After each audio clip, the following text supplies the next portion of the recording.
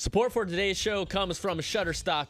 Every business needs high-quality images to attract and keep customers. I told you, you see something that looks good, you want to click on it. So whether you're making brochures or ads or putting the final touches on your next tweet, the visuals you choose are proven to make a difference. So check this out. Get started today with a 20% discount at shutterstock.com/crunchy. That stands for Apple Byte Extra Crunchy. I can't even say it. But you know what? That's how you do it. Again, shutterstock.com/crunchy.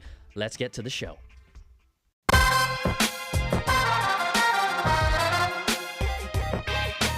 Hello, everybody. We are not live, but we are here in the studio together. It's the Apple Byte Extra Crunchy podcast with your host, Mr. Brian Tong. Yo, we're in the house, Mr. Beecham. Episode 92. If you're listening to this right now, I'm actually on a beach feeling the sun against my skin. Oh, I can hear the waves. Oh, trust me, I'm already here. I'm seeing them, I'm hearing them, I'm smelling them right now. Oh, man. But welcome to the show, Apple Byte Extra Crunchy, episode 92. We're going to do something a little different today because we wanted to kind of really dig in a little bit more specifically to talk about the App Store and app development and all those things. So what I wanted to do is bring in my good friend way back from our Apple retail store days. Yes, if you didn't know that, I mean, I've said it multiple times on the show that I used to work for Apple retail way back in the day. OG, my good buddy Joe Cieplinski. He is now officially, his official title, if we want to go by that, the creative director of Bombing Brain Interactive. Has his own apps as an indie developer, has apps with Bombing Brain, and really a jack of all trades. Joe, thank you so much for coming on the show. Welcome. Yeah, it's a pleasure, man. It's been a long time since we talked. It's been a while. Again, I don't even remember when. You might know this. When did the Palo Alto Apple Store, man, open? Was it around 2005 or 6? I can't remember. Do you remember that? It was pre-iPod, Yes. so it's got to be like, yeah, I think it was closer to 2002 or so. I want to say, but it was a while ago. Yeah. So that's how far back we go. We were there, like you said, for iPod to iPhone. We were there for those first launches, and I think it's really great because not only do we have that connection from the past, I mean, you're now, a developer. I wanted to kind of first bring up just so people get a sense of maybe a little bit of your journey and be like, okay, and people that don't know, you have your own podcast called Release Notes that focuses really deep dives in this stuff. But maybe you could tell people a little about your journey from maybe a little before the Apple Store and then how you've evolved and how you've gotten to where you are now. Sure. My background actually was I was an English teacher, believe it or not. That's what I studied in school. And I was teaching for a while. Sorry about that. We're in New York right now. Yeah, I'm in New York. Yeah, lovely city atmosphere here. But yeah, so I was a teacher for about 5 years, first in the Philadelphia area where I grew up, but then I moved out to California and I taught for one last year there. And I was always interested in tech, though. I was always doing kind of graphic stuff. And so when I quit teaching, I let that go. I was looking for work, in graphic design, and I found a full-time job doing that. But I also, at the same time, applied for the Apple Store. And so it was one of my first part-time jobs outside of teaching that I would come in on nights and weekends, basically. And they kind of hired me to, their idea behind the part-timers were like people who knew nothing about retail, but kind of knew the Mac and knew Apple stuff. And we would go in there, and I did some of the presentations. Oh, yeah, you did. Yeah, so I used to do presentations and whatnot, and then and I would help people. I was always a musician and things like that, so I was helping people with buying pro solutions, and it was a lot of fun. And that's where I met you. That is where we met. I think also though, as an indie developer, you were doing graphic design, but you weren't necessarily doing coding or anything at that time. What kind of drove you in that direction as well? Yeah, so the graphic design thing, drove me all the way to the iPhone, basically. And when mobile development happened, people who were there remember it was, prior to that, it was not really an open field for indies. There were established indies out there. There were people making some decent money on the Mac, but it seemed like a pipe dream that you'd ever be able to start your own company, software company at that point. It was like, go work for Adobe or go work for Microsoft or Apple or one of those companies if you really wanted to build software. And the iPhone changed all that. And so a couple of friends of mine who were computer science majors got in touch with me right after the iPhone, right after the App Store, really in 2008.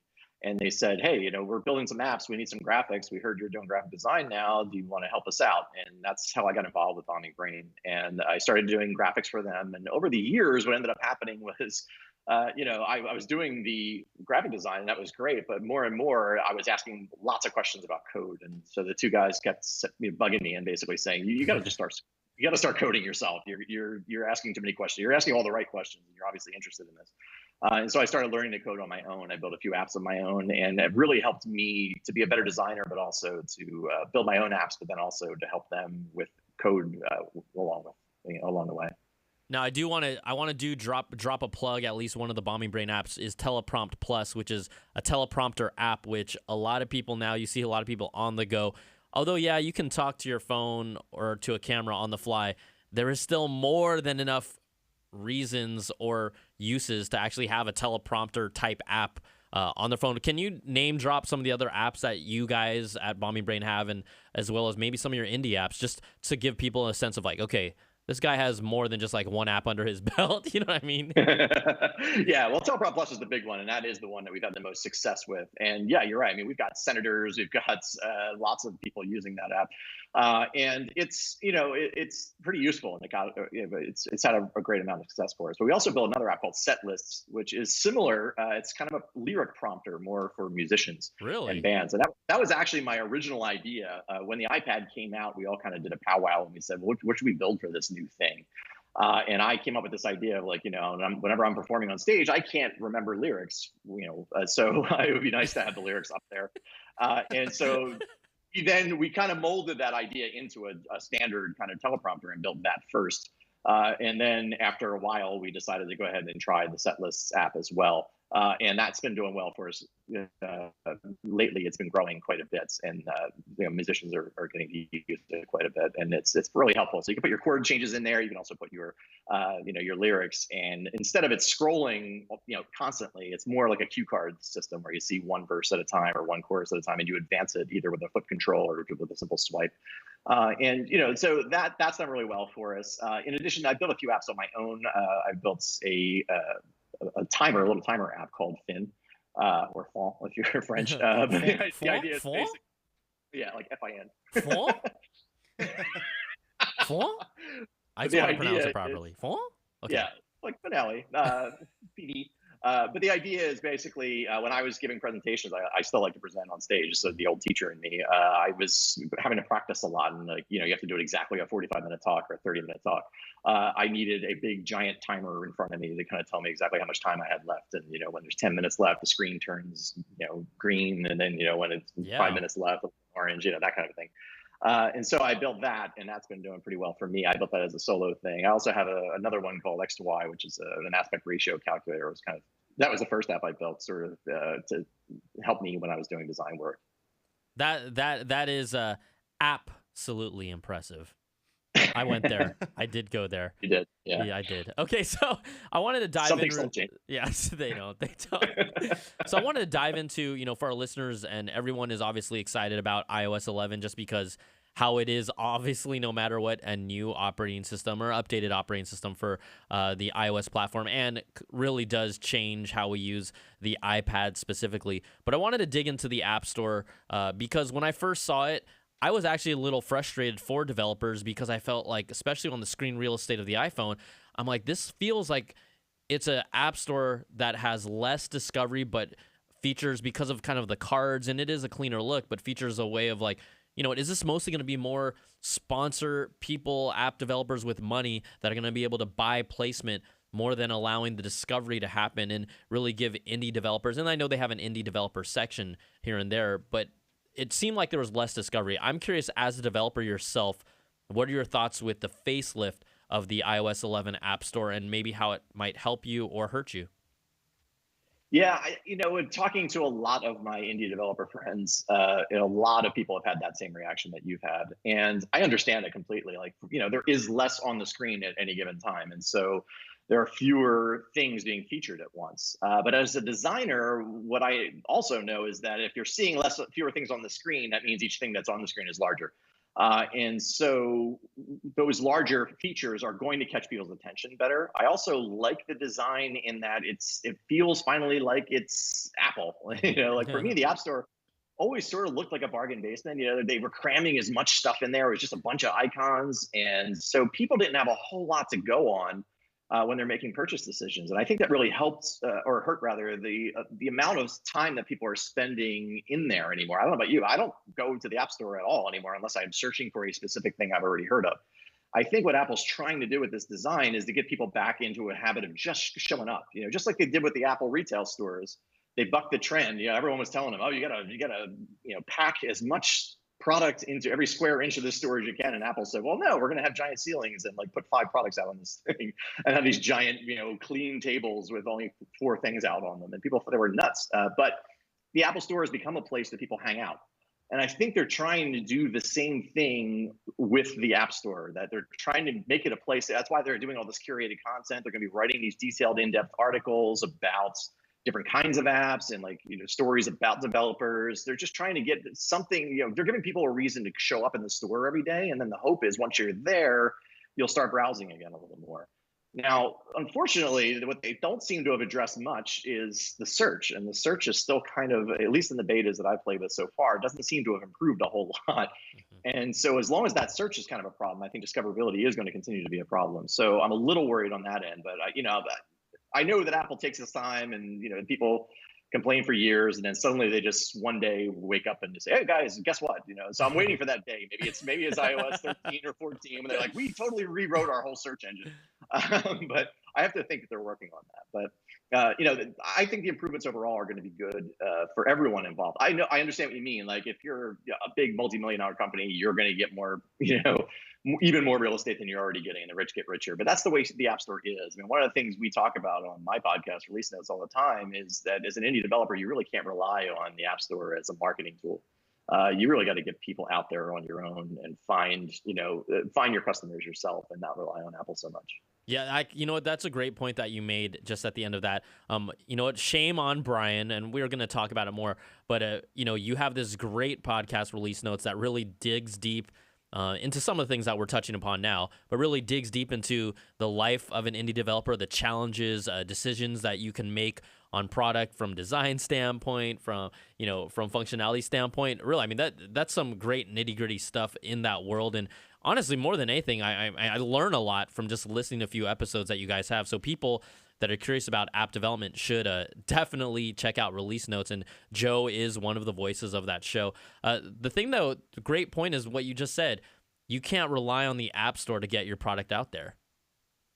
Yeah, you really can't. I mean, it's, there are millions of apps and people, and they're, no matter what you make, chances are 10 other people made an app that does a similar thing. And again, once they get to the App Store, even if they find your app via search, they don't really have a whole lot to go on. They got a couple screenshots. They're not going to read your description, and they're just going to go with the cheapest thing they can find. Or, that's why a lot of us lately have been moving towards more of a free kind of download, at least so you can try it out for a little bit. Now, Apple did help us with that with the subscription changes last year, where more of us can kind of, allow almost they don't really call it a free trial, but you can kind of have a sort of a functionality, and you can have a subscription that, lasts 14 days and then shuts down. Anything that gets people to be able to try before they buy is a good thing. And, I really think that that's sort of where the software game is heading in general. I mean, we really can't count on, it's not the old days, it's not like you had these few small little band of customers that were willing to pay $50 for things. They just aren't. So instead we have a ton of people and none of them want to pay for anything. So, you have to find those few people who are willing to pay for a good solution, but you can't expect them to pay a lot until they've had a chance to really see that your product, that you're serious. Go ahead. Sorry, do you guys have like a marketing team? Like, it seems like you're saying this is has a lot to do with marketing. So as soon as you guys make an app, or do you have a marketing team working with you while you're building the app, or how does that work? Yeah, I mean, I'm sort of our marketing team right now. Yeah, baby. We all are. We all pitch in. We write blog posts and we reach out to journalists whenever we can, and we try to get the word out. I do talks at conferences all the time, or anything that we can do. We've actually done some partnerships for the Teleprompter. One of the smartest things we did was a bunch of hardware manufacturers came to us. People that were making sort of mirror reflector devices, hardware for the iPad, or the foot pedal controls, the Bluetooth foot pedals for stopping and starting and stuff like that. They came to us and they basically said, what, we have this great hardware. We don't really feel like writing an app. Do you mind if we just tell people, show them your app when they ask questions about it, and maybe you'd hook us up with a link on your store, or on your website about it. And so we kind of do these back and forth. And I think we end up on the better end of that deal, because while they sell a $200 piece of hardware per customer, and our app is only, $20, $25. They're actually going out and doing a lot of marketing at trade shows that we can't afford to go to. They go to NAB and NAM and those kinds of shows. And while they're there, they're showing every customer our software. So that really helps quite a bit. And, those kinds of partnerships, I think, have been a big thing for us. But it's hard. It's really hard to do marketing because it's the last thing you want to do. As a developer, as a designer, you want to be focusing on your app. You want to be working on it. And, you have to just kind of set that aside. And I've heard a couple of smart people in these out there, suggesting that, you should be spending like almost half your time on marketing if you really want to succeed. That seems like a bummer, like I understand, like you guys are kind of like artists. You want to put out your product and be like, here it is, world, and check it out. And, and then it's like, no one sees it. You get crickets, So yeah, that seems like a struggle. Yeah, but it's the way business has always been. In a lot of ways, it's easier to be in business now than it was 20, 30 years ago. Prior to the App Store, you had to put your software in a box and you had to convince a retail store to shelf it for you. Yeah, remember even at the Apple Store, like for actual apps, like actual boxed software, maybe 20, 30 slots tops? Like really? And it has to be shipped. Yeah, right? It has to be shipped to the store. And they used to take like 50% off the top, if you were lucky enough for them to stock it for you. So the 30% feels like a lot to people, but it's easy to forget how much worse it was back in the day and how much smaller the audience was really for apps. I mean, people were paying for apps, but that's because it was just this small niche of like, really dedicated people that wanted to do things with their computers prior to the iPhone. Yeah, I was one of those people that spent way too money on those apps. But so Joe, I do have another question. Maybe just the current state of the App Store, or even for app developers. Are there things that Apple has done recently that you really liked, or things that, and also maybe a little bit of both, things that maybe they've done that you're not really happy about? Yeah, I mean, I think Apple's moving in the right directions for most things. I mean, obviously the technology gets better every year. They give us more toys, more things to play with, more opportunities, more great hardware that inspires people to buy hardware and then want to go find software for it. I think that, and over the years, they have given us a lot more stuff. They're giving us stats now about our apps and our sales and how they're being used. They're giving us better tools for marketing. A lot of people complain when they recently, I don't know if you talked about on this show, that the ratings prompts, the official ratings prompt that they've given us now, instead of everyone writing up their own solution for like, hey, do you like the app? Please rate us 5 stars. They gave us a view controller that people complain about because it's not exactly the way I would have written it. But, I put this thing in my app and I'm getting, my reviews have improved, I'm getting more of them and more of them are 5 stars, So I think that, they do these things. They just happen much slower than most of us want. And so we're impatient and we want to move forward. And, Apple takes its time and does things correctly, and it's frustrating. At the same time, I do feel like iOS is still being hindered a little bit on the professional side. The iPad sales are kind of slumping because it's still tied to iOS, which is really the iPhone's platform, and the iPhone is still more consumer oriented. And they did a lot of nice improvements in iOS 11. I'm really digging, working on it on my iPad. I love that they added features only to the iPad that are not iPhone specific. I hope that continues, because really, like, we need, like, the professional software is where an indie can really, make a much better living. You're trying to sell people $1 apps, or trying to start a social network, without multi-million-dollar backing, and angel funding kind of stuff. That's not where most of us want to be. It's hard enough to do our own marketing. The last thing I want to do is be hunting down funding, right? So a lot of us would prefer to sell apps for $30 or $40. And you know what? These professional apps, you can, good apps, really nice, professional types of artist tools and things like that, you can sell at a higher price and you can target that smaller audience. But the iPad isn't seen as a professional device as much yet as I'd like it to be. So the faster that Apple can keep improving on the iPad and making it more of a pro device, the better, as far as I'm concerned.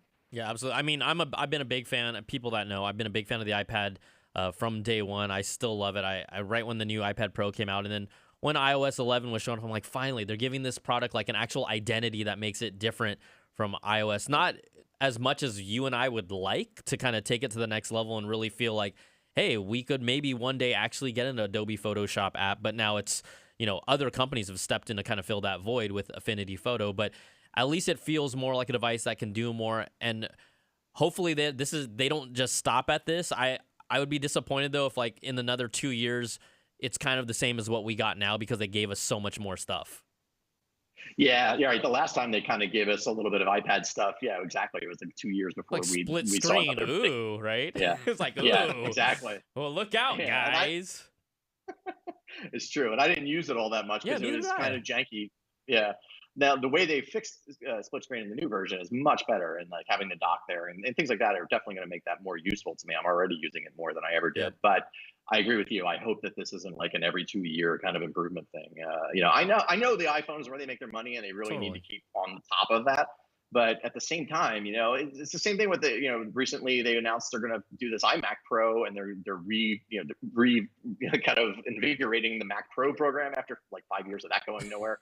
I have a feeling that someone at Apple is kind of waking up to this idea that like, well, these pro customers are important to us. And so although we make 99% of our money on the iPhone, we also have to take care of these pros as well, because that's where our, great innovations come from. And guess what? When you're making devices for pros that are niche, you don't have to make 60 billion of them every month.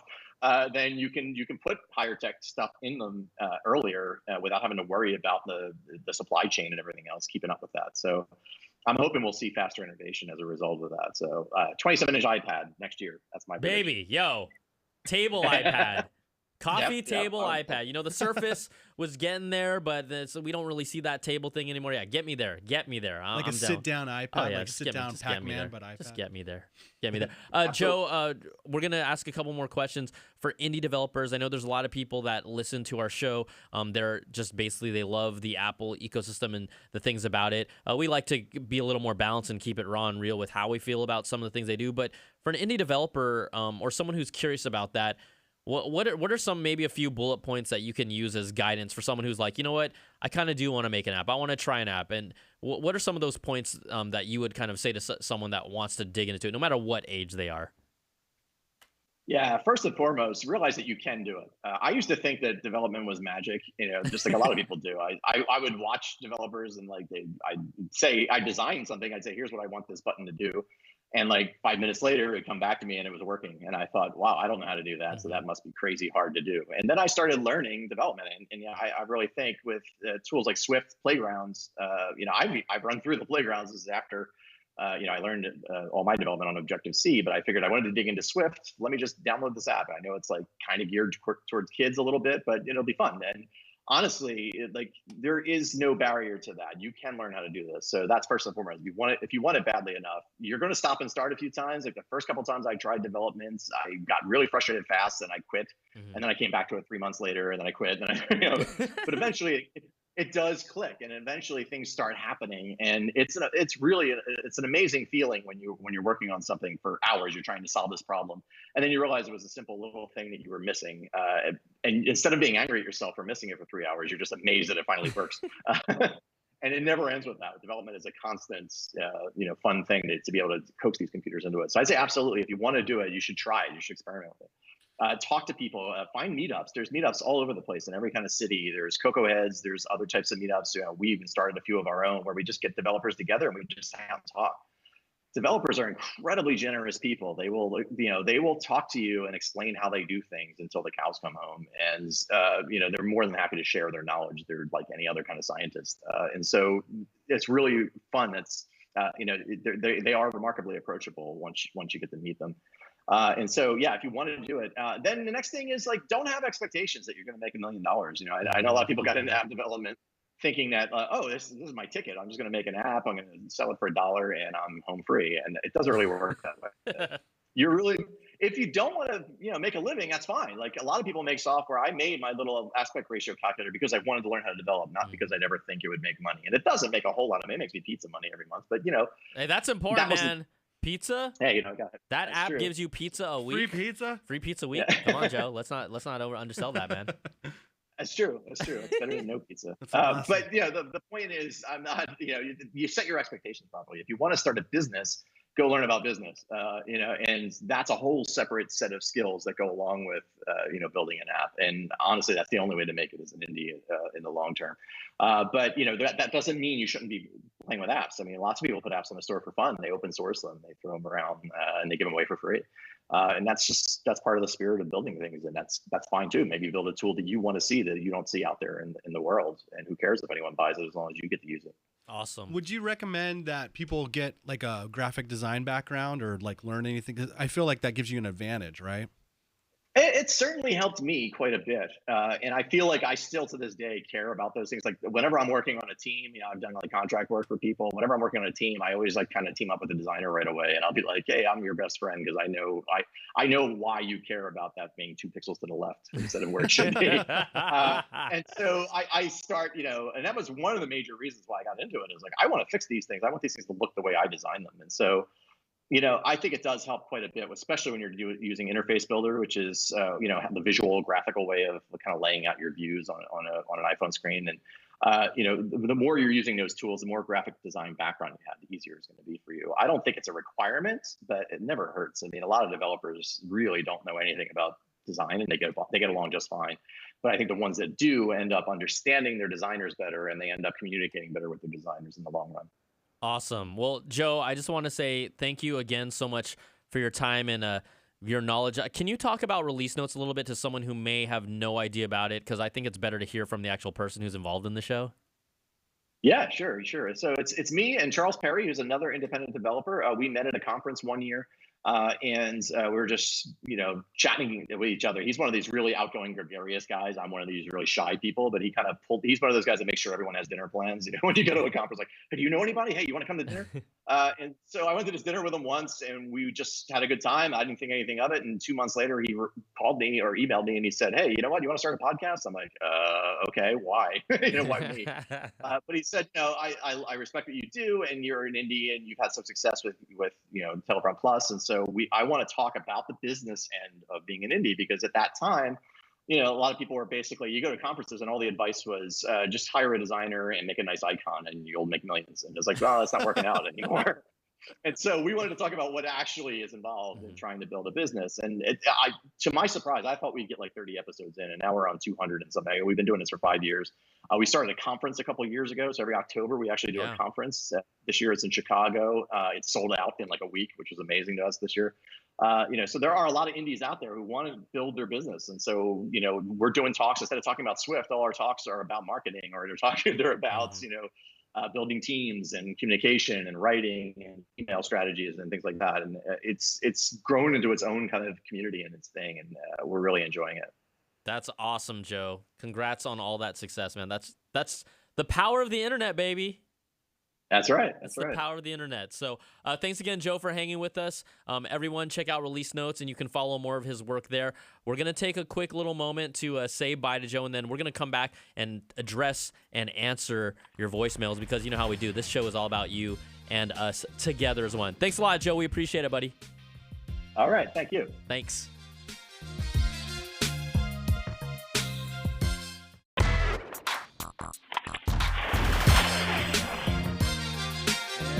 Back. We are back. It just took a few moments to feel that beat. We're going to hit you up with the voicemails now. We got 3 just in the course of like a day? Yes, just since yesterday. See, I'm telling you, if you guys listen to the show and you call in like right after it, you have such a better chance of like getting in. Totally. Okay, we're going to go with it. These are just the voicemails for this week, or just to kind of catch up with you guys. And then again, we will return in about 2 more weeks with the official show where it's Beach MI live. Cool. Let me put the phone number up on the screen just so Should I just give everyone knows. that? Yeah, go for it. If you are listening and you can't see this number, it is 1-800-616-2638. That is how to get through to us. That's how this show is your show. So again, your name, where you're from, and just get your comments or your questions, and we'll get you on the show. Word. The show is your show. The show is my show. From California to the I don't know what the other words. Okay, here we go. First call. Hey, this is Jeremy calling from the East Coast, dirty Jersey. Oh. It feels like Apple's just putting everything else other than the iPhone on the back burner and kind of just letting it all dissolve away. All that iPhone or iPhone-related products like the iWatch and the AirPods, they cut support for the Airport Extreme and Express. They've kind of been dropping the ball with the Mac, iMac, and the Mac laptop lines, and now they're launching this speaker. But it doesn't seem like they have any clue what to do with these other product lines, including all the accessories with this co-marketed, co-branded theme with these other manufacturers.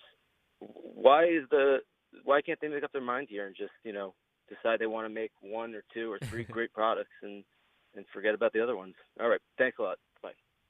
I think we have touched upon this in past shows, but it just comes down to focus.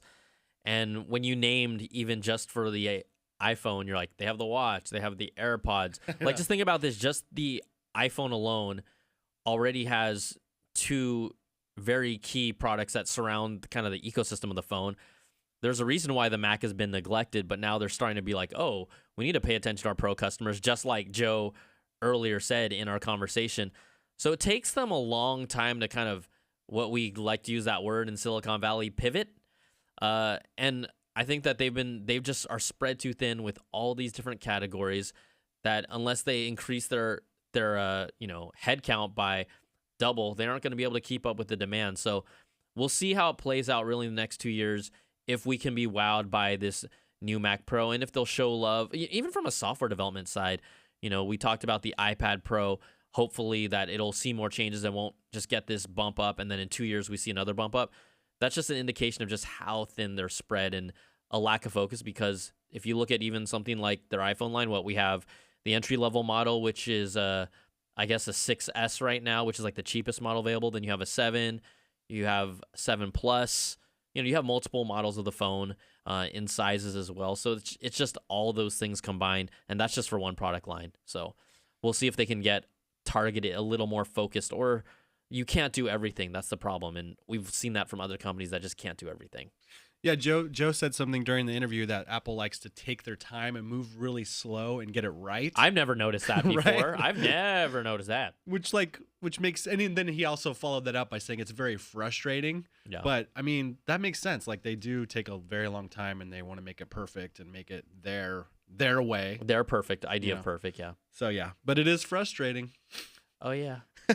That's why y'all listen to the show. Exact. All right, next call. Hey Brian, what's up? For the Touch ID for the new iPhone 8, I think personally that it'll be like Apple will incorporate it into the lock button somehow, because if you notice, the lock button is a bit longer than the iPhone 7, and I think that's where it's going to go. But I would like to get your opinion on it. Love the show. Bye.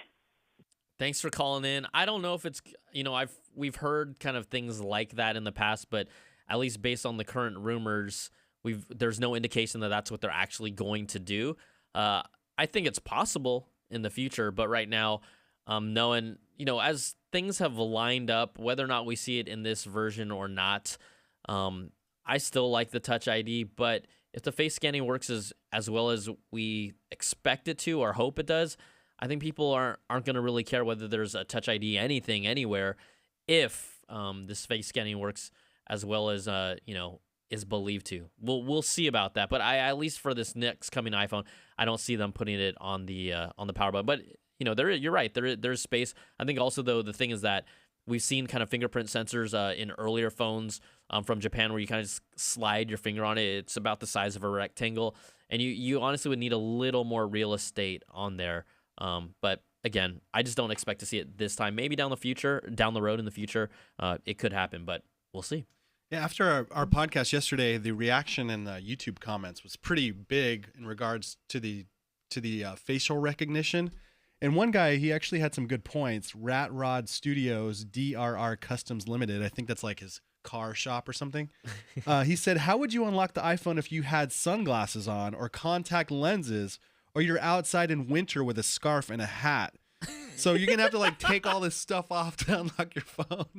He's got some valid points there. He does. You're going to have to remove clothing to unlock your phone possibly. I think based on the algorithm, those are great points. I think though, based on the algorithm, fine. Sunglasses, no. But if they're using what they talked about, skin tone, facial recognition, potential iris scanning recognition and movement to that you have a live face.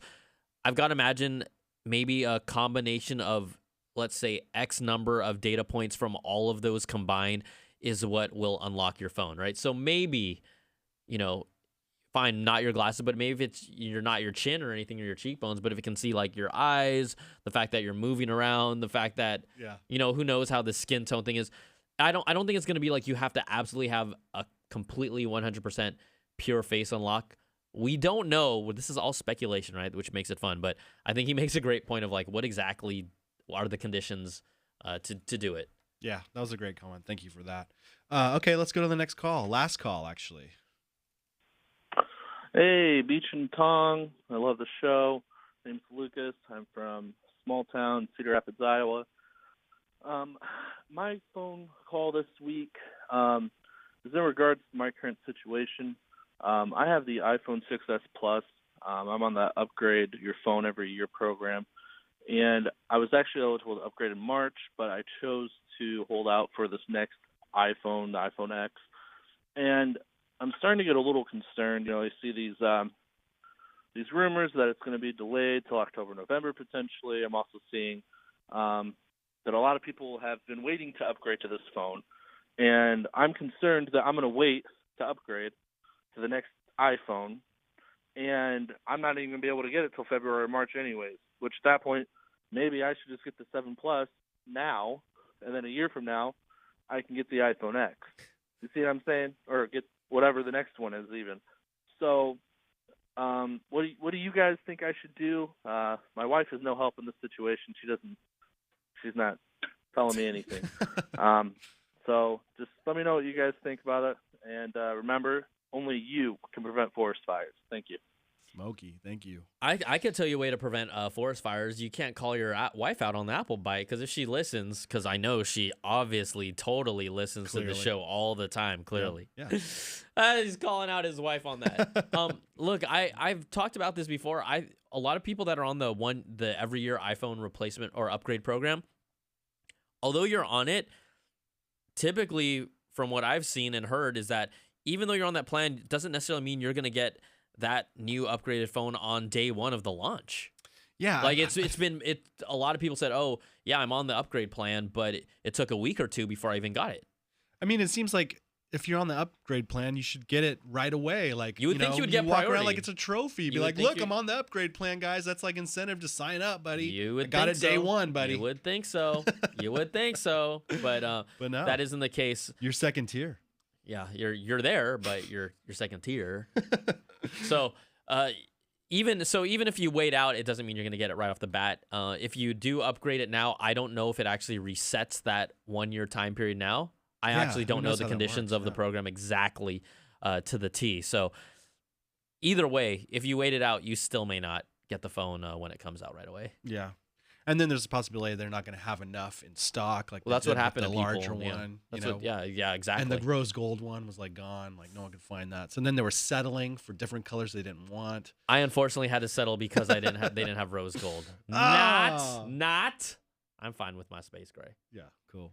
So, all right, I guess that's going to do it for now. That's it. So, look, you know what? If any of you complain about the show, I'm going to complain back to you because we didn't even have to do a show. No one's going to complain. Everyone's people happy. Complain no matter what. Yeah, you're going to always have complainers. We're on vacation. I ain't got no complaints. I'm soaking up the aloha sun, baby. Oh, man, I'm so jelly. I know. I won't talk about it anymore. So, anyways, thanks so much for hanging with us. We will return after our break. Enjoy your time at work with your family, with your friends. I'm going to be surfing the waves, baby. Hello. Hello. All right. We'll see you guys next time. Thanks for hanging with us. Aloha.